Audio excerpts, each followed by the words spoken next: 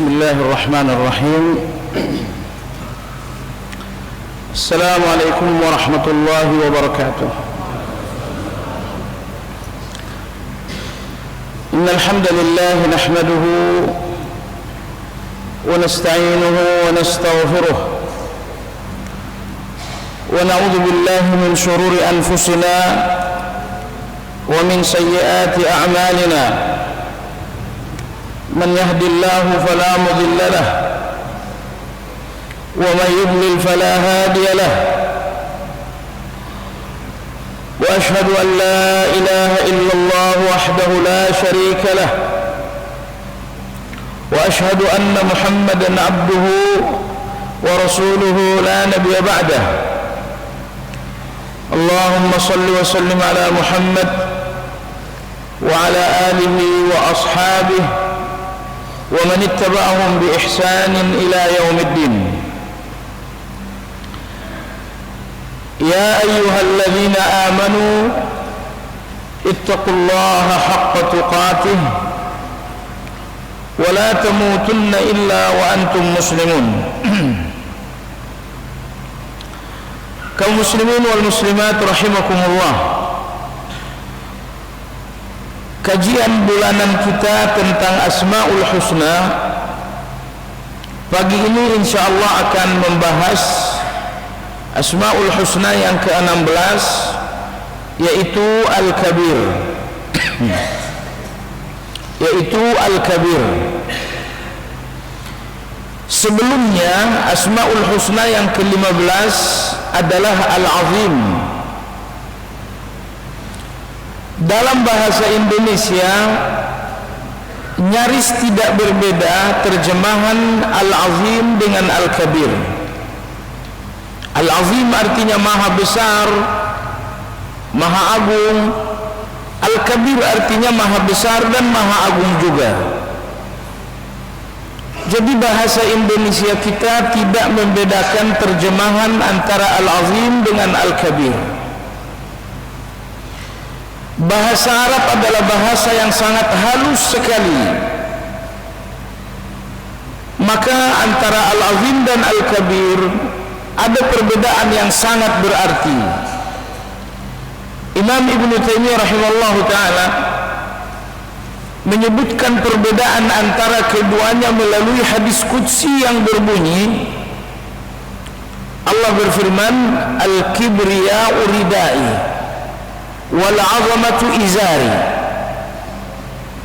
faman naza'ani wa syai'an minhuma qadhaftuhu fin nar. Kata Allah tabaraka wa taala, kabir itu selendangku, azim itu sarungku.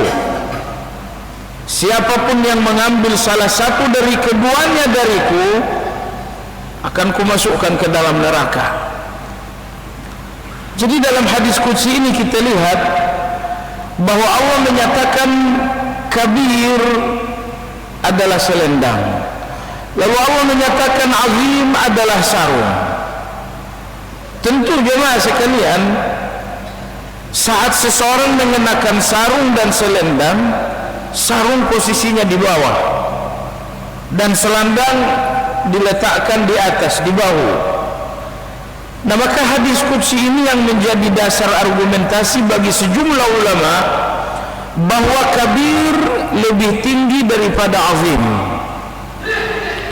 Kemahabesaran kabir lebih tinggi daripada kemahabesaran al-azim.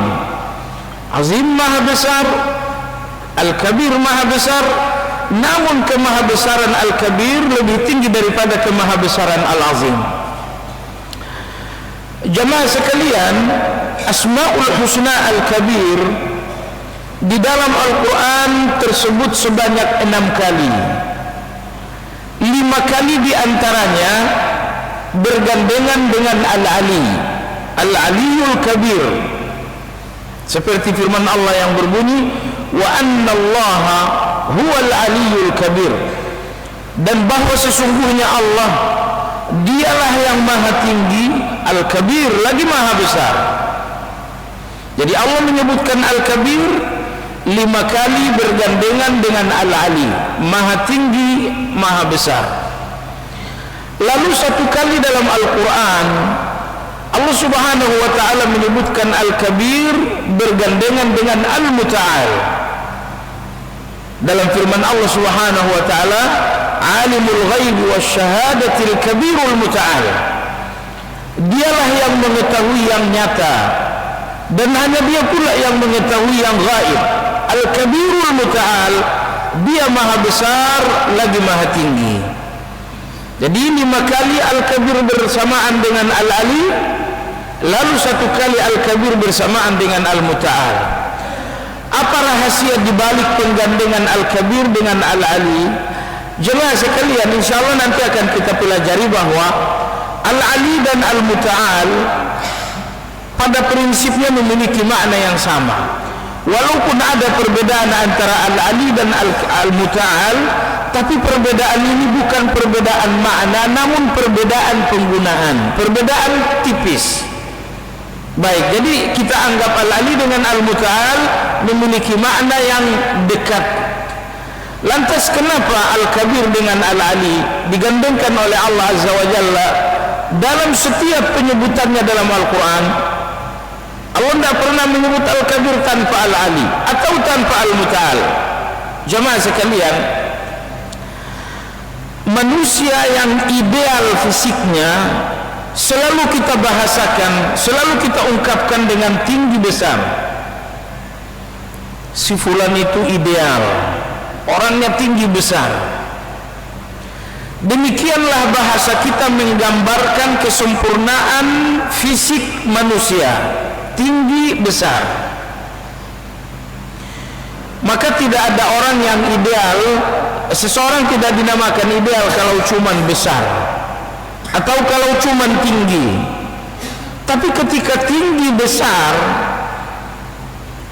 ya tinggi besar, dia tinggi dan dia besar pula, ini menunjukkan sebuah gambaran fisik yang betul-betul ideal. Nah, apabila kesempurnaan manusia digambarkan dengan tinggi besar, tentu Allah lebih berhak terhadap kesempurnaan seperti itu. Jadi kesempurnaan manusia digambarkan secara bahasa dengan tinggi besar. Jika tinggi besar merupakan sebuah gambaran kesempurnaan bagi manusia, semua kesempurnaan yang dimiliki manusia maka Allah lebih berhak memilikinya. Hanya saja untuk Allah tidak dinamakan Allah itu tinggi besar, tapi kita mengatakan Allah Maha Tinggi dan Allah Maha Besar. Baik, itulah rahasia penggandengan antara Al-Kabir dengan Al-Ali. Baiklah jemaah sekalian yang saya hormati, apa pengertian dan tafsir Al-Kabir? Secara terjemahan Al-Kabir artinya adalah Maha Besar.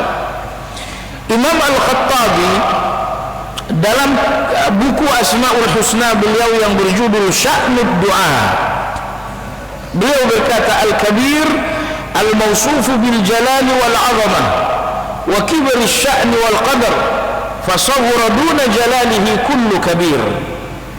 Kata beliau Al-Kabir adalah yang maha memiliki sifat-sifat keagungan, yang maha memiliki kedudukan yang sangat agung, sehingga segala yang agung menjadi kecil di depan keagungan Allah.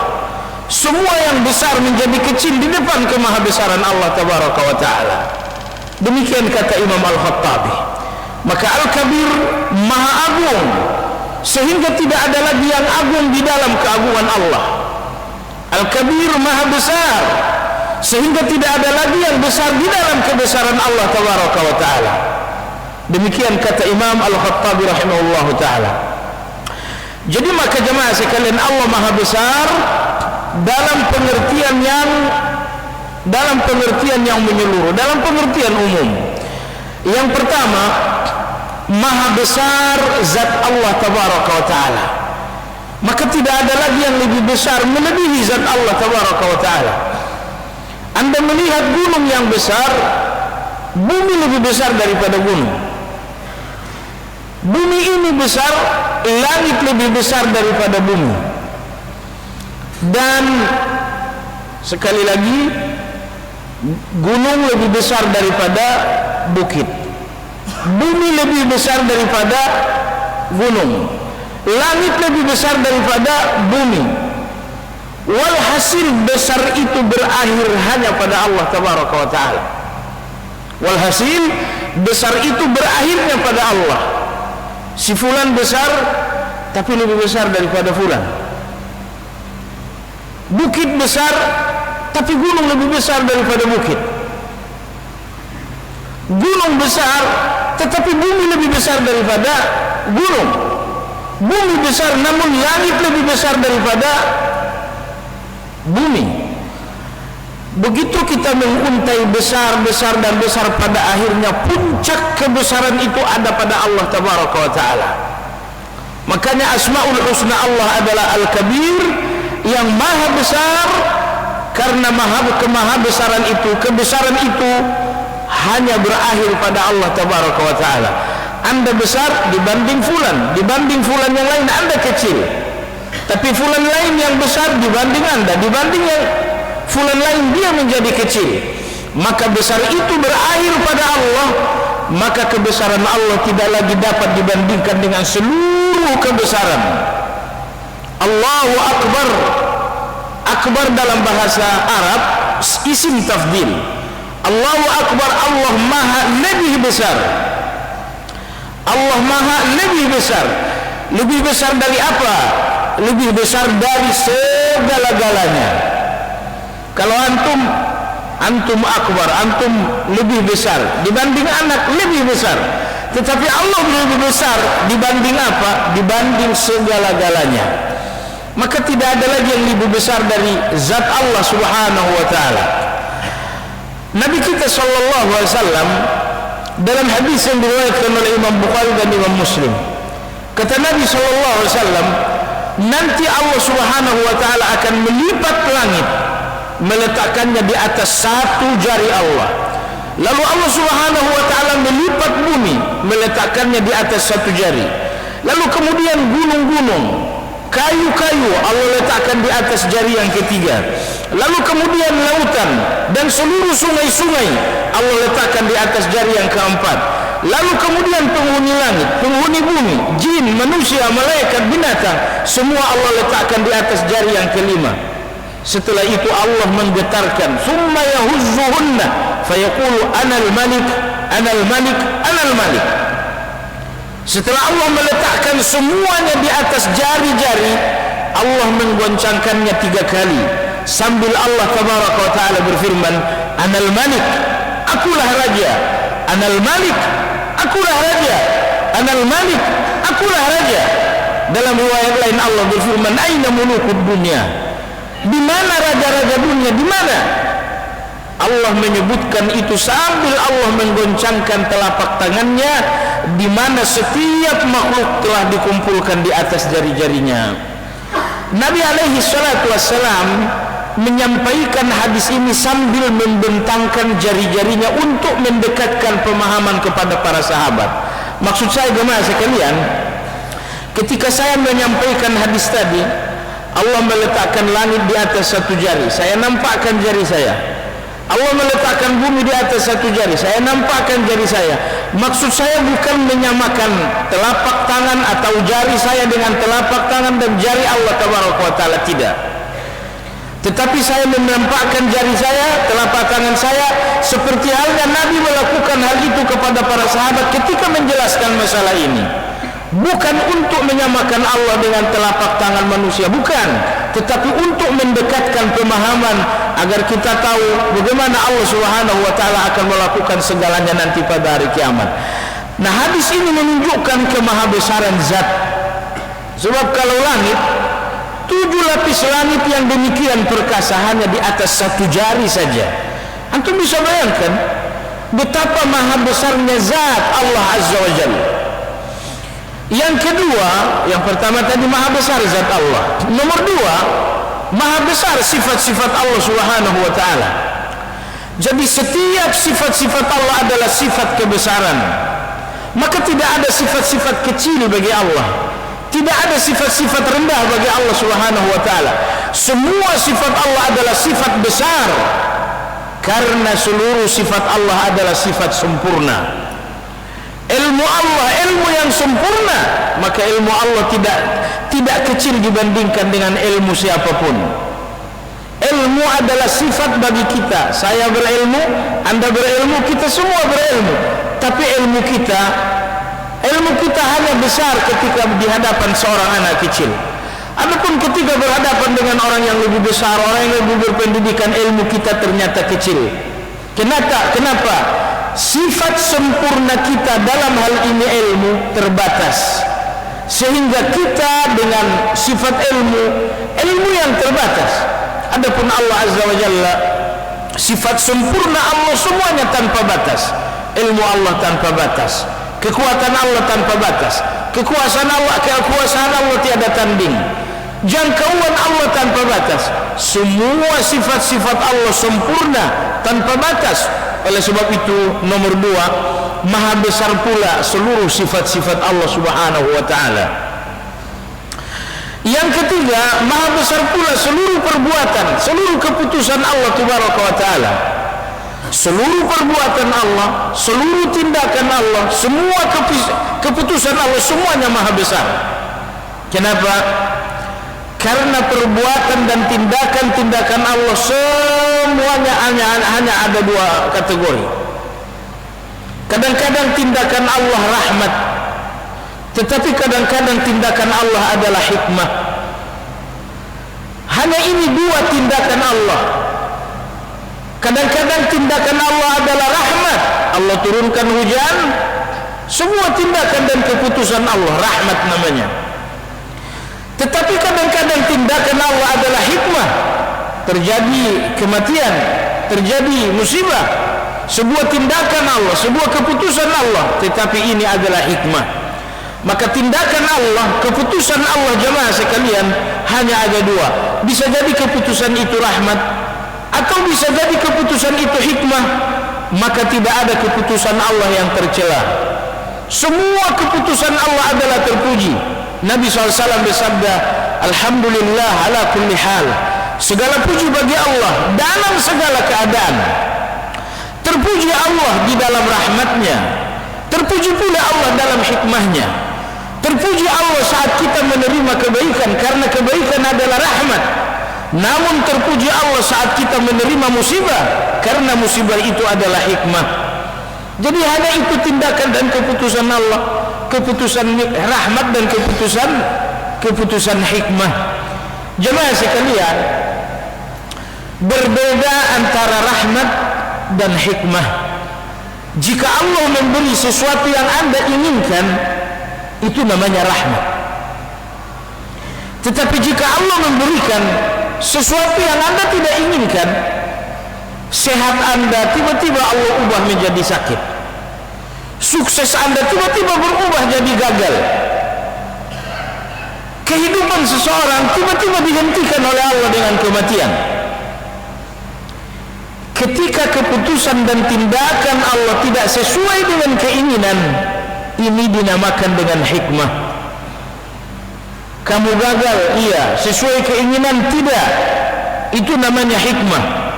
Maka di dalam gagal kamu akan dapat pahala.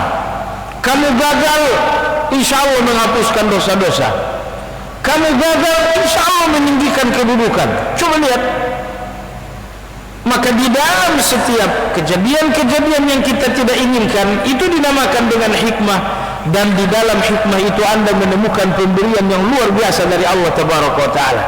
Jadi dengan demikian, yang ketiga tadi, maha besar pula segala perbuatan, segala tindakan, segala keputusan Allah, semuanya besar. Karena keputusan Allah hanya berkisar antara 2 hal. Berkisar antara rahmat, ketika Allah melakukan sesuatu yang Anda inginkan, ataupun hikmah, ketika Allah melakukan sesuatu yang tidak Anda inginkan. Jemaah sekalian, rahmat itu Anda tersenyum saat menerima, tapi kadang-kadang berakhir dengan air mata. Akan tetapi hikmah itu Anda menangis saat menerima, tapi bisa jadi Anda akan tertawa nanti beberapa hari lagi. Saya sering mencontohkan hal ini dengan kasus jatuhnya beberapa maskapai penerbangan. Contoh terakhir akhir tahun lalu ketika Air Asia jatuh yang akan meluncur terbang menuju Singapura dari Surabaya. Ada sejumlah penumpang yang gagal terbang. Mereka sampai di bandara dan ternyata mereka telah ketinggalan pesawat. Maka sekarang ada dua kelompok penumpang. Ada penumpang yang berhasil terbang, lalu ada pula penumpang yang ternyata gagal terbang. Perhatikan jemaah sekalian, mereka yang berhasil terbang mendapatkan rahmat, tapi mereka yang gagal terbang adalah hikmah. Perhatikan beberapa detik kemudian, mereka yang tersenyum bersama rahmat akhirnya harus mengalami musibah sehingga senyum rahmat itu berakhir dengan air mata. Tapi mereka yang tadinya penuh emosi dengan hikmah, mereka menangis dengan kegagalan. Itu adalah hikmah. Mereka menangis di awal, tapi beberapa detik kemudian mereka justru tersenyum puas. Alhamdulillah tidak jadi terbang. Jadi jemaah sekalian, betapa bodohnya manusia. Betapa bodohnya manusia yang terbang tersenyum padahal beberapa detik lagi akan hancur. Yang tidak ikut terbang marah setengah mati padahal beberapa detik lagi dia akan tersenyum. Jadi menjangkau kejadian beberapa detik yang akan datang kita nggak mampu. Apa yang terjadi beberapa detik yang akan datang kita nggak mampu. Oleh sebab itu Nabi Shallallahu Alaihi Wasallam bersabda, apabila seorang hamba kata Nabi Sallam, apabila seorang hamba berada dalam kesulitan yang sangat buruk, lalu ia berdoa kepada Allah Tabaraka wa Ta'ala, meminta kelapangan, berharap kemudahan, kata Nabi Shallallahu Alaihi Wasallam, Allah Tabaraka wa Ta'ala mendengar doanya sambil Allah tersenyum, karena Allah tahu beberapa saat lagi persoalan akan selesai. Nah, jadi maka jemaah sekalian yang saya hormati baik, jadi maha besar perbuatan Allah, karena perbuatan Allah hanya berkisar antara rahmat dengan hikmah. Jadi tidak ada keputusan Allah yang tercela, semuanya keputusan yang maha besar. Keputusan kita jemaah sekalian sesekali rahmat bagi orang lain, tetapi jarang sekali ketika kita salah jadi hikmah bagi orang lain, maka kita salah akhirnya dipecat, ya kan? Nah, jadi perbuatan kita bukan perbuatan maha besar. Baik, itulah tiga kemahabesaran Allah. Maha besar zat Allah, maha besar seluruh sifat Allah, dan yang ketiga maha besar seluruh tindakan-tindakan Allah Tabaraka wa Ta'ala. Jemaah sekalian, Allah Al-Kabir maha besar, maka kebesaran itu hanya bagi Allah Azza wa Jalla. Manusia, saya, anda dan kita semua tidak berhak untuk membesarkan diri. Kenapa? Karena Allah Tabaraka wa Ta'ala satu-satunya yang maha besar. Maka selain Allah, termasuk kita harus mengecilkan dan mengkerdilkan diri secara khusus di depan Allah Tabaraka wa Ta'ala. Kecilkan diri di depan Allah,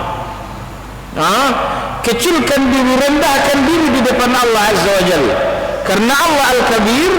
Oleh sebab itu tugas anda adalah mengecilkan diri di depan Allah. Bagaimana anda mengecilkan diri di depan Allah? Jawabannya nomor satu, taati seluruh aturan Allah Azza wa Jalla. Allah perintah, kemudian Allah melarang. Kecilkan diri anda dan katakan sami'na wa ata'na. Aqimus salah, perintah Allah, sami'na wa ata'na. La ta'kulur riba, jangan makan riba, katakan sami'na wa ata'na. Maka seorang hamba yang kecil, seorang hamba yang rendah, anda wajib mengecilkan dan merendahkan diri. Bagaimana anda merendahkan diri di depan Allah? Yang pertama, anda hanya punya satu kata di depan perintah dan larangan, katakan sami'na wa ata'na. Setiap orang yang tidak menggunakan kata-kata ini di hadapan perintah dan larangan Allah berarti mereka telah membesarkan diri di depan Allah. Allah berfirman, innal ladzina yastakbiruna an ibadati sayadkhuluna jahannama dakhirin. Orang-orang yang membesarkan diri, orang-orang yang membesarkan diri sehingga mereka menolak tunduk kepada Allah, mereka akan memasuki neraka dengan penuh kehinaan. Baiklah, maka cara mengecilkan diri, cara mengkerdilkan diri, merendahkan diri di depan yang maha besar, katakanlah sami'na wa ata'na untuk setiap perintah Allah. Oleh sebab itu jemaah sekalian, di dalam zikir pagi, di dalam zikir sore, sebenarnya telah ada ikrar mengecilkan diri. Ketika Anda mengatakan raditu billahi rabba wa bil islam dina wa bi Muhammadin sallallahu alaihi wasallam nabiyya. Raditu billahi rabba, aku ridha Allah sebagai Rabb, aku ridha terhadap rububiyah Allah, aku ridha terhadap seluruh keputusan Allah yang bersifat rububiyah. Keputusan rububiyah, keputusan alam, keputusan Allah pada alam. Si fulan kaya, si fulan miskin, namanya rububiyah. Si fulan sakit, si fulan sehat, itu namanya rububiyah. Si fulan sukses sementara si fulan gagal, namanya rububiyah. Terjadi hujan, terjadi kekeringan, namanya rububiyah. Raditu billahi rabbah, aku ridha terhadap Allah, terhadap apapun rububiyah, apapun aturan Allah. Allah putuskan aku dalam kemiskinan, raditu billah. Allah putuskan aku dalam sakit, raditu billah. Allah putuskan aku dalam keadaan terpuruk, raditu billah. Keridhaan Anda terhadap semua takdir itu dinamakan raditu billahi rabba. Nomor dua, keridhaan Allah terhadap semua aturan Allah, ini namanya keridhaan uluhiyah. Ini yang dinamakan wabil islami dina. Lalu keridhaan yang ketiga, keridhaan bahwa hanya ada satu panutan, hanya ada satu contoh dalam menjalankan agama, yaitu Nabi sallam, wa bi Muhammadin sallallahu alaihi wasallam nabiyya. Baiklah, jadi keridhaan Allah, keridhaan Anda terhadap Allah artinya sami'na wa ata'na. Maka Allah berfirman dalam Al-Qur'an, wa ma kana lil mu'minin wala mu'minatin idza qada Allah wa rasuluhu amran an yakuna lahumul khiyaratu min amrihim. Tidak pantas bagi seorang mukmin laki-laki atau seorang mukmin perempuan apabila telah datang keputusan Allah dan Rasul lalu mereka mencari keputusan-keputusan lain. Artinya Allah mengatakan, kalian orang-orang yang beriman tidak punya pilihan apa-apa apabila Allah telah memilihkan sesuatu untuk kalian. Allah pilih untuk kalian salat, kalian enggak punya pilihan lain.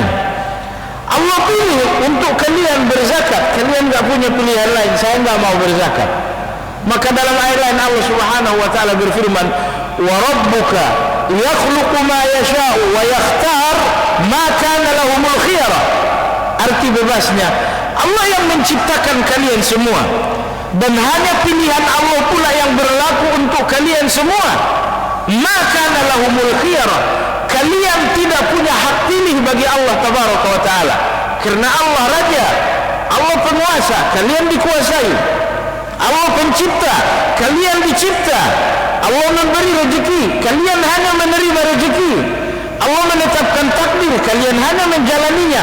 Maka lahumul khiyarah, kalian tidak punya pilihan apa-apa di depan Allah azza wa jalla. Jemaah sekalian yang saya hormati, Allah Al-Kabir, maka hanya pilihan Allah yang berlaku. Tidak ada pilihan bagi seorang manusia di depan Allah. Allah pilihkan untuk Anda hidup miskin, lalu Anda mengatakan aku enggak mau miskin. Enggak ada pilihan. Ketika Anda mengatakan aku enggak mau miskin, lantas apa yang Anda lakukan? Pemberontakan Anda terhadap kemiskinan Anda enggak akan membuat Anda menjadi kaya. Pemberontakan jiwa Anda terhadap sakit Anda enggak akan membuat Anda menjadi sehat. Kenapa? Sekali lagi Allah berfirman, maka lahumul khiyarah. Mereka, kalian semua tidak punya hak pilih di depan Allah, karena Allah yang maha besar, kalian semua kecil. Allah penguasa, kalian dikuasai, kalian hanya menjalani. Baik, Jadi jemaah sekalian, Allah Maha Besar, maka tugas manusia adalah tunduk. Tugas manusia adalah mengecilkan diri. Kecilkan diri dengan mentaati Allah. Nomor dua, kecilkan diri dengan mengesahkan Allah Azza wa Jalla, dengan mentauhidkan Allah Tabaraka wa Ta'ala. Katakan tidak ada Tuhan lagi selain Allah. Ini Tuhan bukan, itu bukan Tuhan. Itu Tuhan bukan, itu bukan Tuhan. Maka cara terbaik mengkabirkan Al-Kabir, cara terbaik membesarkan yang Maha Besar adalah dengan mengesahkan Allah Tabaraka wa Ta'ala. Esahkan, tauhidkan Allah. Itulah cara teragung mengakui kebesaran Allah Tabaraka wa Ta'ala. Jadi orang-orang yang kadang-kadang ada ada orang-orang liberal, kitab suci liberal itu otak, bukan Al-Quran, bukan wahyu.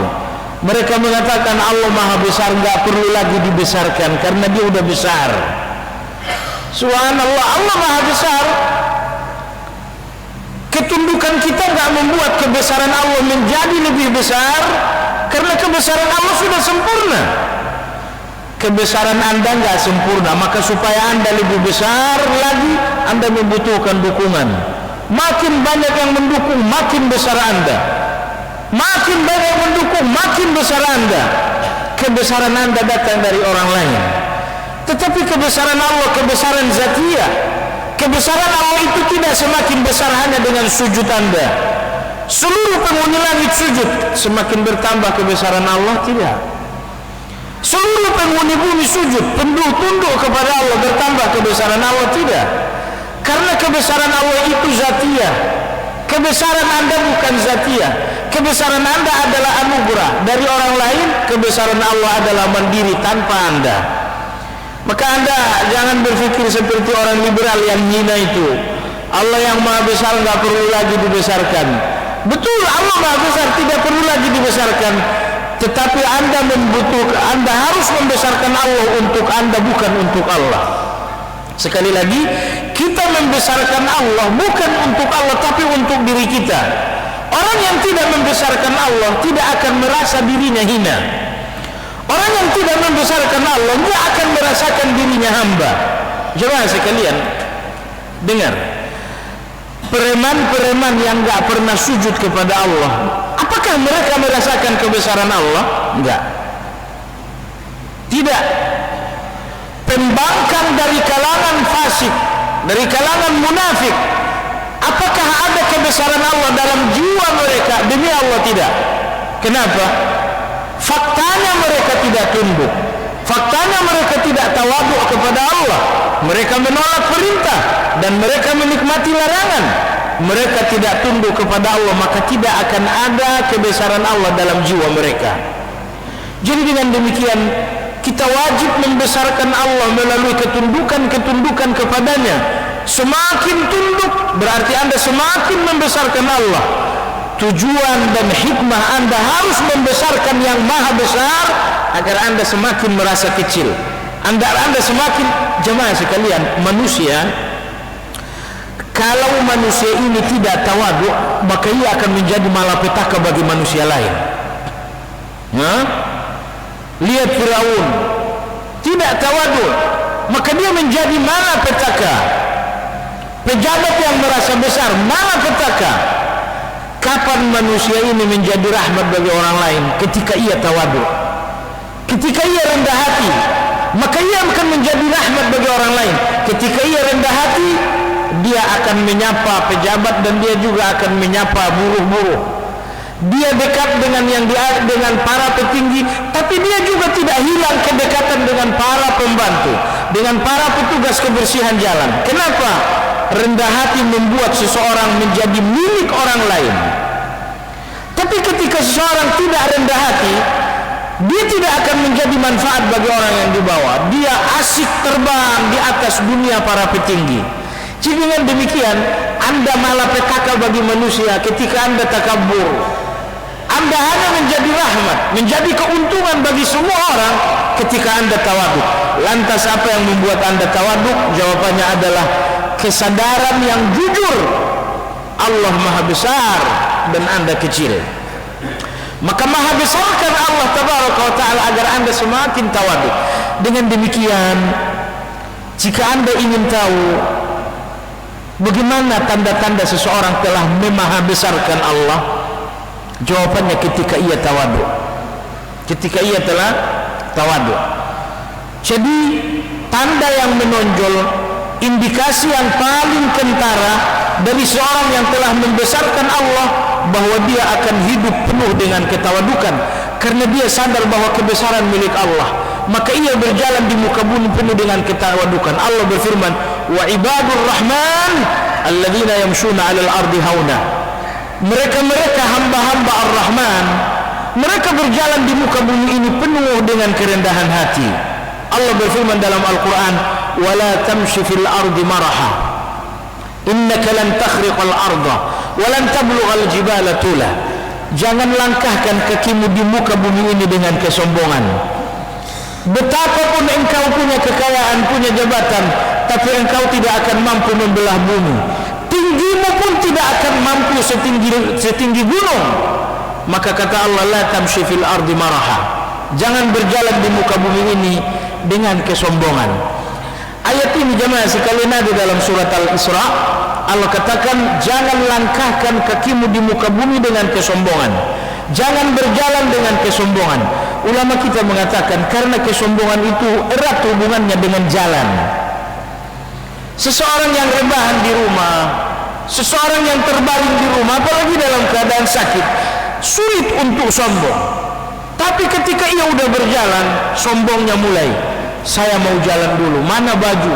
Cari baju kebesaran. Mana handphone? Cari handphone yang mahal. Mana kendaraan? Harus yang mahal. Ketika manusia berjalan, potensi sombong terbuka. Maka karena di dalam berjalan potensi sombong itu ada, Allah berfirman, wala tamshi fil ardi maraha.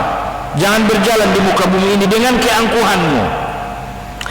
Baik jemaah sekalian yang saya hormati, Allah Maha Besar. Fikiran anda kecil, maka jangan mencari rincian dari Allah Tabaraka wa Ta'ala. Ada sebagian orang yang merasa, saya ingin mengetahui zat Allah sedetil-detilnya. Ini orang yang gak mengenal Allah.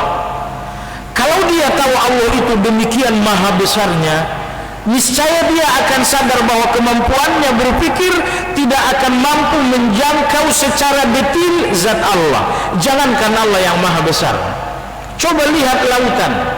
Lautan ini kecil bagi Allah Tabaraka wa Ta'ala, tapi apakah anda tahu secara detil apa yang ada di dalam? Anda tahu secara global, di dalam ada karang, di dalam ada ikan, di dalam ada, secara global saja yang anda tahu di dalam lautan. Jika lautan yang demikian kecilnya bagi Allah, anda hanya tahu isinya secara global. Jika bumi ini yang kecil bagi Allah, anda hanya tahu bumi secara global, lantas kenapa ada orang yang ingin tahu zat Allah secara detail? Bukankah Allah lebih besar dari semua yang besar? Lebih besar dari langit yang nampak, lebih besar dari bumi yang diinjak, lebih besar dari laut yang terhampar. Jika Allah lebih besar dari segala-galanya, kenapa kadang-kadang ada sebagian orang yang ingin mengetahui Allah, ingin melacak Allah sedetil-detilnya dengan otak dan pikiran mereka? Ini orang tidak mengenal Allah sekaligus tidak mengenal diri. Sebab kalau mereka mengenal diri, mereka tahu kemampuan berpikir saya kecil. Kalau mereka tahu Allah maha besar, pastilah tak terjangkau dengan pikiran yang kecil. Sekali lagi saya ulangi jemaah sekalian, laut yang terhampar kecil bagi Allah, tapi kita hanya mengetahuinya global. Lantas kenapa Allah yang maha besar, kita ingin memahami Allah sedetil-detilnya? Tidak mungkin. Ini nomor satu. Nomor dua, jika anda ingin tahu Allah sedetil-detilnya, masuk surga lah. Masuk surga lah. Ulama-ulama kita mengatakan Allah berbicara tentang dirinya dalam Al-Quran hanya global saja. Allah tidak membicarakan dirinya rinci. Seperti apa zat Allah, Allah nggak bicara. Allah maha mendengar. Seperti apa Allah mendengar, Allah tidak membicarakannya secara rinci. Kenapa Allah membicarakan dirinya dalam Al-Quran secara global saja? Agar orang-orang yang beriman penasaran, sehingga mereka rindu, sehingga mereka gemas. Allah itu seperti apa sih? Karena mereka gemas, mereka beramal. Karena pertemuan dengan Allah nanti di mana? Di surga insyaallah taala. Oleh sebab itu, lakukan salat. Minta kepada Allah husnul khatimah. Apabila perjalanan ini berakhir dengan husnul khatimah, insyaallah pertemuan dengan Allah akan membuat Anda mengenal Allah serinci-rincinya. Anda akan melihat Allah dengan dekat, ya, di dalam surga, di dalam jannah insyaallah. Sebab itu berjuanglah, mintalah dengan penuh kesungguhan, ya Allah, akhiri hidupku dengan husnul khatimah. Baik jemaah sekalian yang saya hormati, Allah Maha Besar, dan setiap manusia wajib mengecilkan diri di depan kemahabesaran Allah. Maka syiar setiap ibadah adalah dengan takbir. Ibadah terbesar dalam Islam adalah salat. Maka salat ini disiarkan. Siar itu bahasa Indonesia, ya, bahasa Arab yang diindonesiakan. Saya lagi siaran. Siaran apa siar? Berita yang tidak diketahui orang lalu dipancarkan, itu namanya siar, menyiarkan. Bagaimana kita menyiarkan sholat? Jawabannya dengan azan. Jadi tidak perlu lagi ada siaran-siaran sholat lebih dari azan. Mereka yang ingin menyiarkan sholat dengan cara-cara lain, entah dengan A, dengan B, dengan C, justru mereka menyiarkan sholat dengan cara yang kecil. Mungkin mereka menyetel A, atau mereka mungkin membunyikan B. Apakah mereka menyiarkan sholat? Mereka menyiarkan sholat tetapi dengan cara yang tidak berarti. Cara yang paling agung menyiarkan sholat adalah dengan menyebutkan yang maha agung. Allahu Akbar, Allahu Akbar. Ketika Anda kumandangkan kemahabesaran melalui azan, inilah syiar, inilah penyiaran sholat kepada manusia. Jadi Anda tidak perlu lagi menambah itu dengan penyiaran kecil. Bunyikan A, pukul B, itu penyiaran sholat yang kecil. Maka saya ulangi sekali lagi, siarkan sholat. Siarkan sholat dengan cara yang besar, yaitu dengan cara menyebutkan kemahabesaran yang besar, yaitu azan. Allahu Akbar, Allahu Akbar. Jemaah sekalian, setiap kali kaum muslimin berada dalam suasana besar, maka mereka dianjurkan untuk mengucapkan kemahabesaran Allah. Allahu Akbar. Hari terbesar di mana perkumpulan besar terjadi antara lain adalah pada hari Idul Fitri. Hari besar, perkumpulan besar. Manusia meninggalkan pekerjaan untuk perkumpulan besar. Ketika ini hari besar, perkumpulan besar, ada yang maha besar, yaitu Allah. Maka di tengah perkumpulan besar, hari besar, kembali sebutkan kemahabesaran Allah. Allahu Akbar, Allahu Akbar, walillahil hamd. Idul Adha adalah hari besar, perkumpulan besar secara khusus di Mekah. Manusia melakukan manasik dengan pertemuan besar, hari besar, kembali sebutkan kemahabesaran Allah. Katakan Allahu Akbar, Allahu Akbar. Salat ini untuk membesarkan Allah. Awali salat dengan menyebutkan kebesaran Allah. Allahu Akbar. Tawaf itu untuk membesarkan Allah. Awali tawaf, lambaikan tangan ke Ka'bah, ke Hajar Aswad, katakan Bismillah, Allahu Akbar. Sa'i itu untuk membesarkan Allah. Maka begitu Anda sampai di puncak Safa, Anda sampai di puncak Marwah, katakan Allahu Akbar, Allahu Akbar. Melontar jumrah untuk membesarkan Allah, maka lontar jumrah, ucapkan Allahu Akbar. Kejemaah sekalian yang saya hormati, Allahu Akbar, Allah Maha Besar. Dalam hadis Ibnu Umar radhiyallahu taala anhu, Nabi sallallahu alaihi wasallam mendengar seseorang melakukan salat dan Nabi mendengar dia menyebutkan kemahabesaran Allah dalam doa iftitah. Laki-laki ini dalam doa iftitah menyebutkan kemahabesaran Allah. Allahu akbar kabira walhamdulillahi katsira wa subhanallahi bukratan wa asila. Selesai salat, Nabi SAW bersabda, siapa yang tadi mengatakan Allahu akbar kabira walhamdulillahi katsira, siapa yang mengatakan itu? Seorang laki-laki mengatakan, saya ya Rasulullah, saya yang membacakan Allahu akbar kabira. Coba dengar kata Nabi SAW, ajibtu laha futihat laha abwabus sama. Aku kagum dengan Allahu akbar kabiramu. Aku melihat seluruh pintu langit yang 7 telah dibuka. Ketika ucapanmu ini diangkat malaikat menuju Allah tabaraka wa ta'ala. Ibnu Umar rawi hadis ini mengatakan, semenjak aku mendengarkan cerita ini dari Nabi, seorang laki-laki membacakan Allahu akbar kabira, lalu Nabi mengatakan, aku melihat pintu-pintu langit dibuka untuk Allahu akbar kabiramu. Kata Ibnu Umar, mulai hari itu aku tidak pernah lagi mengganti doa iftitahku dengan dari Allahu akbar kabira. Antum doa iftitahnya apa? Beragam ya. Allahumma ba'id, bagus juga. Karena doa ini jemaah sekalian, zikir ini kadang-kadang ada zikir hanya menyanjung Allah. Kadang-kadang zikir ini meminta, Allahumma ba'id baini wa baina khotoy, Anda meminta. Tapi Allahu akbar kabira, Anda tidak meminta, namun Anda menyanjung. Tapi jangan salah, dengan menyanjung berarti Anda meminta. Sebab jika Anda menyanjung Allah, Allah akan menyayangi Anda, dan jika Allah sayang, akan Allah berikan apa yang Anda inginkan, insyaallah ta'ala.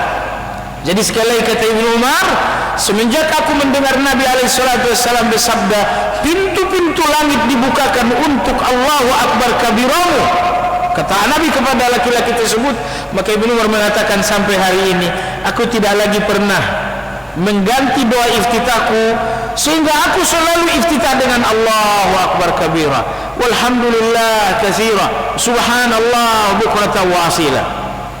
Ya, Allahu akbar kabira, Allah maha besar sebesar-besarnya. Allah maha besar melebihi seluruh yang besar. Jika Anda mengatakan Allahu akbar, Anda membesarkan Allah dengan Allahu akbar, tapi Anda masih membesarkan dunia, Anda masih membesarkan fulan dan fulan, Anda mengkhianati Allahu akbar Anda. Maka di depan yang maha besar semuanya harus kecil. Anda sedang rapat dengan atasan, iya. Allah yang maha besar memanggil untuk sholat zuhur, iya. Rapat berlangsung dengan para petinggi, tetapi yang maha besar memanggil aja untuk sholat. Allahu akbar, Allahu akbar. Ingat, siapa yang besar di depan Anda sekarang? Petinggi inikah yang besar, atau yang memanggil Anda untuk sujud yang besar? Tapi ingat, jangan khianati Allahu akbar yang Anda ucapkan. Maka jangan besarkan lagi manusia di depan Allah tabaraka wa ta'ala. Kecilkan. Siapa ini menteri? Kau kecil di depan Allah, Pak Menteri. Kau siapa? Presiden. Kau kecil di depan Allah, wahai menteri. Allahu akbar, ketika Allahu akbar telah terdengar, semuanya harus kecil. Jangan lagi membesarkan seseorang di depan Allahu akbar. Ya, jangan lagi. Saya kenal seorang laki-laki, ya, seorang laki-laki. Subhanallah, laki-laki ini seorang bisnismen yang sangat sukses sekali. Satu hal yang menarik dari laki-laki ini, rapat dimanapun, di negara manapun rapat, kata dia, aku nggak pernah kehilangan sholatku karena rapat. Dia mengatakan, lanjutkan rapat, yang maha besar memanggil aku, semuanya kecil, aku pergi. Menurut kalian saya dipecat, silakan saja. Rezekiku bukan dari kalian, dari Allah.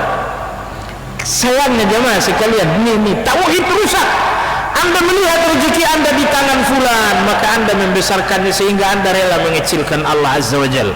Jemaah sekalian, kajian hari ini tidak bermanfaat kalau di depan Allahu Akbar masih banyak yang besar. Tidak bermanfaat kajian hari ini. Namun kajian hari ini bermanfaat apabila dengan Allahu Akbar semuanya jadi kecil. Sedang rapat penting Allahu Akbar berkumandang, kecilkan semuanya. Sudah, maka ingat tadi Imam Al-Khattabi mengatakan fasawwara duna jalalihi kullu kabir. Semua yang besar menjadi kecil di depan Al-Kabir. Baik, Allah Maha Besar, tapi yang berat adalah mengecilkan semuanya di depan yang Maha Besar. Baik jamaah sekalian yang saya hormati, demikian pembahasan tentang Al-Kabir. InsyaAllah ke Asmaul Husna berikutnya yang ke-17 adalah Al-Ali, Allah Subhanahu wa Ta'ala Maha Tinggi. Barangkali ada pertanyaan, dipersilakan. Iya Pak, monggo silakan.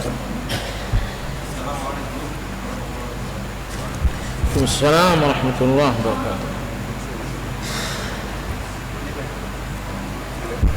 Iya. Tadi Pak Ustadz sampaikan bahwa apapun keputusan Allah kita tidak punya pilihan, Pak. Jadi harus menerima kira-kira. Tapi saya pernah dengar hadis, Pak.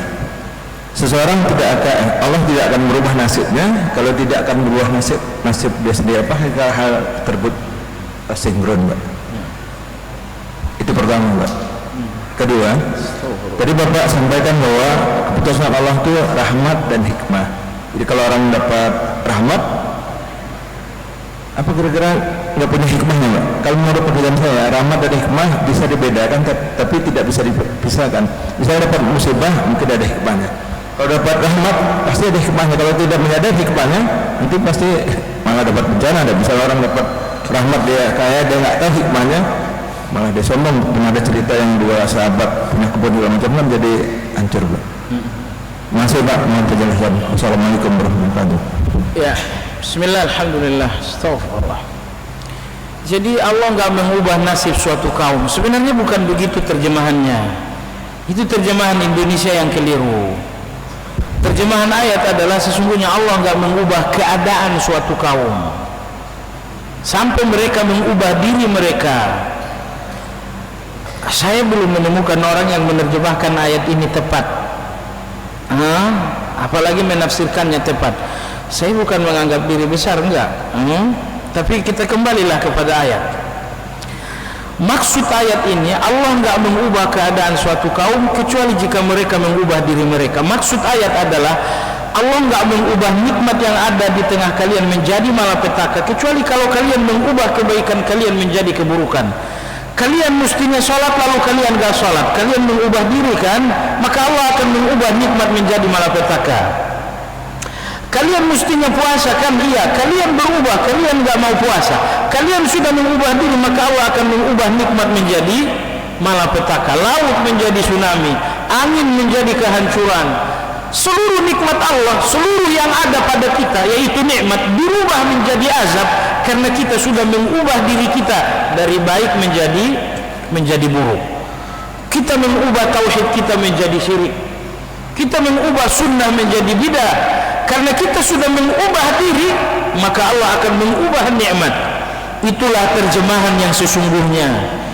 Ayat ini ada dua kali dalam Al-Quran. Yang paling tegas dalam surat Al-Anfal. Dzalika bi anna Allah lam yakun mughayyiran ni'matan an'amaha 'ala qaumin hatta yughayyiru ma bi anfusihim. Ayat ini lebih jelas daripada surat Ar-Ra'd. Jadi mestinya kedua ayat ini saling berhubungan. Dalam surat Ar-Ra'd, innallaha la yughayyiru ma biqaumin hatta yughayyiru ma bi anfusihim. Allah enggak mengubah keadaan sebuah kaum sampai mereka mengubah diri mereka. Ayat ini agak global, tapi coba lihat yang lebih rinci dalam surat Al-Anfal. Allah berbicara tentang Fir'aun, kata Allah, "Dzalika bi anna Allah lam yakun mughayyiran ni'mah an'amaha 'ala qaumin hatta yughayyiru ma bi anfusihim." Allah enggak akan mengubah nikmat yang Ia berikan kepada satu kaum sampai mereka mengubah diri mereka. Itu maksudnya. Ridha terhadap tidak ada pilihan di depan Allah, betul, terhadap yang terjadi. Sekarang saya miskin, kamu enggak punya pilihan kecuali menerima kemiskinan saat ini. Tapi untuk esok, untuk lusa, Allah belum menetapkan apa-apa kan? Makanya kita ikhtiar. Maka ikhtiar ini hanya untuk yang akan datang, bukan untuk yang telah terjadi. Yang telah terjadi tidak ada pilihan kecuali diterima. Adapun untuk yang akan datang, kita sampaikan keinginan kepada Allah. Jadi harus dibedakan antara yang sekarang dan yang akan datang. Ikhtiar itu gunanya untuk yang akan datang, bukan untuk yang sekarang. Maka terhadap yang sekarang ini terjadi, Anda punya satu pilihan, terima. Tapi terhadap yang akan datang, silakan minta kepada Allah, ya Allah, ganti nasibku dengan yang lebih baik. Wallahu ta'ala alam. Antara rahmat dengan hikmah berbeda, ya. Jadi kalau rahmat, pemberian Allah sesuai dengan keinginan, namanya rahmat. Nah, kalau hikmah, pemberian Allah yang enggak sesuai dengan keinginan.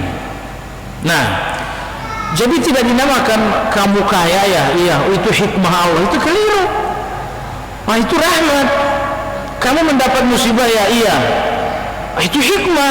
Jadi jangan dikatakan musibah ini bagi saya rahmat, keliru.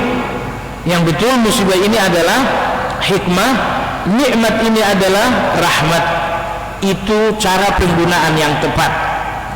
Kadang-kadang ada orang entah kemana gitu, bagi saya musibah ini udah rahmat nih sekarangnya, karena musibah begini. Nah, antum keliru, ya. Dari secara bahasa antum keliru. Yang betul, seluruh yang Anda peroleh melalui musibah dinamakan hikmah, tapi yang Anda peroleh di dalam nikmat dinamakan dengan rahmat. Wallahu ta'ala. Monggo, silakan. Iya. Stop. Astagfirullah. Assalamualaikum warahmatullahi. Saya menekan bahwa Allah mempunyai 99 nama Asmaul Husna. Di dalam kita berdoa dan menyatakan bahwa dalam berdoa menggunakanlah Asmaul Husna. Nah, ini bagaimana kita berdoa kepada Allah dengan menggunakan Asmaul Husna, maksudnya tata cara berdoa tersebut. Begitu Ustaz. Yang kedua, bahwa di dalam panggilan sholat yang Ustaz tadi jelaskan, syiar Allah itu berupa adzan. Kita mendengar di mana-mana bahwa sebelum tiba saatnya sholat, misalnya sholat subuh, itu banyak masjid yang misalnya memutar kaset bacaan Al-Quran atau pujian-pujian yang lain, sehingga ada yang jam 3:30, 4 malam terus membangunkan jamaah. Bahkan yang belakangan ini saya melihat ada beberapa masjid yang memasang spanduk untuk mengajak jamaah, untuk mengajak umat Islam untuk berjamaah sholat subuh misalnya. Ini bagaimana Ustaz hukumnya? Sekian, Assalamualaikum. Berdoa dengan Asmaul Husna, ia meminta kepada Allah dengan menyebutkan Asmaul Husna sesuai dengan permintaan. Misalnya ketika Anda minta pertolongan karena Anda dihina seseorang, maka berdoalah dengan menyebutkan kekuatan Allah. Ya Allah, aku lemah, maka tolonglah aku karena Engkau yang maha kuat. Anda butuh rezeki, ya Allah, berikan aku rezeki karena Engkaulah Ar-Razzaq yang maha memberi rezeki.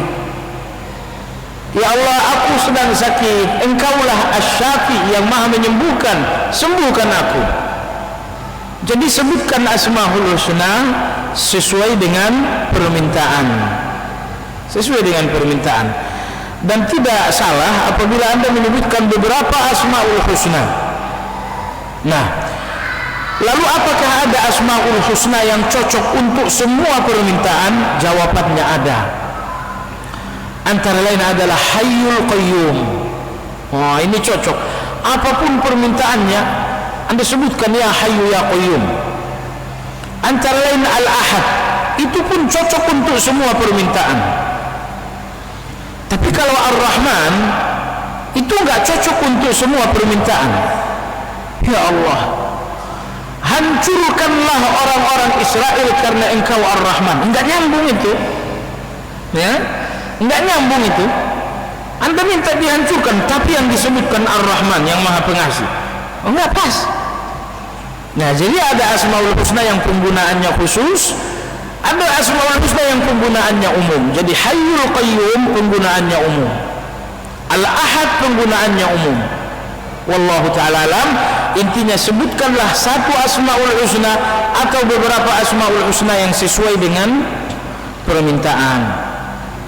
Nomor 2, panggilan untuk sholat itu hanya azan, tidak ada yang lain. Maka mereka menyetel kaset itu bukan panggilan sholat. Itu mungkin hanya menandakan telah dekat waktu sholat. Itu bukan panggilan sholat. Manggil orang sholat dulu, nyetel kaset keliru. Kalau emang ingin memanggil orang harus dengan azan. Lalu mereka menyetel kaset misalnya, bahkan berlama-lama misalnya, kita khawatir ini mengganggu orang. Nanti terjadi kasus Deli Serdang, ya kan? Jadi jemaah sekalian, saya pikir kalau kita membatasi melalui mikrofon cuman azan aja, nggak ada pihak lain yang terganggu itu. Saya nggak bicara tentang non-muslim yang terganggu, muslim saja terganggu. Saya tahu sebuah masjid, subhanallah, itu untung kita rame. Kalau enggak, seorang laki-laki rupa-rupanya dia punya pakaian loreng, ya. Dia orang begituan, muslim bukan kafir, tapi dia mungkin terlalu lama kali kaset ini, dia nggak suka. Emangnya saya nggak boleh tidur? Datang ke masjid marah-marah, nggak pakai baju, pakai celana kolor doang ke masjid. Nah, jadi oleh sebab itu, insya Allah azan itu udah nggak kurang lagi, itu udah cukup. Apakah azan sudah cukup? Kalau sudah cukup, sudah, tidak perlu ditambah-tambah lagi. Sekarang orang banyak lalai. Kalau orang sedang lalai, tambah azan 2 kali. Ya, maka di zaman Nabi SAW, azan subuh itu berapa kali? Azan subuh di zaman Nabi 2 kali, karena memang itu adalah saat-saat lalai. Azan pertama dikumandangkan oleh Bilal, azan yang kedua dikumandangkan oleh Abdullah bin Ummi Maktum. Jadi hemat kita sih, udah dah, kita merasa cukup aja yang ada ajarannya. Kalau nggak merasa cukup dengan yang ada tuntunannya, nanti nyari yang lain-lain. Dan luar biasa lagi sekarang nih, beberapa masjid itu punya organ sekarang, punya organ tunggal. Inna lillahi wa inna ilaihi raji'un. Iya, kita sholat asar di sebuah masjid besar di wilayah Bogor. Rupanya malam itu akan ada PHBI. Di samping imam, subhanallah, sudah ada organ tunggal. Saya bilang, ya Allah, tinggal ganti pakai salib aja nih besok nih masjid. Kalau orang tidak merasa cukup dengan yang ada, maka akan mereka cari yang lain. Ketika mereka mencari yang lain, terjadi kesalahan. Nah, ya, kami punya masjid di Ciracas. Kami beriktikad bahwa masjid ini apa adanya aja lah, sehingga jam 4 itu sudah azan pertama. Nanti jam setengah begitu masuk subuh baru azan kedua. Awalnya kita praktekkan, orang teriak, ya kan? Wah, mau kemana ini masjid di bawah? Aliran apa ini? Orang teriak itu. Itu pertama kali. Tapi ternyata sekarang orang menikmati itu. Udah azan baru yang pertama. Oh iya, berarti masih setengah jam lagi. Alhamdulillah, sekarang orang menikmati itu. Alhamdulillah, summa alhamdulillah. Saya kayak bukan dia aja yang kemarin gitu perasaan saya, ya. Tapi kalau berlama-lama nggak juga, ya. Wallahu alam, menurut kita sih nggak ada gunanya.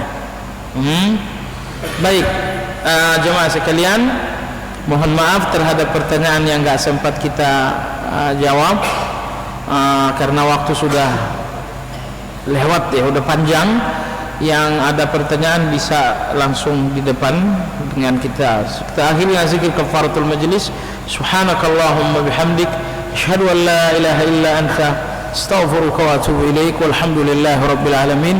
Assalamualaikum warahmatullahi wabarakatuh.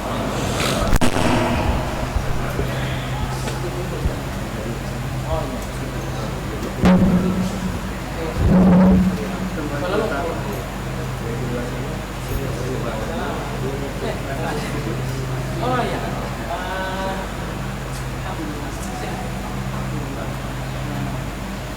Namanya buku Numerical.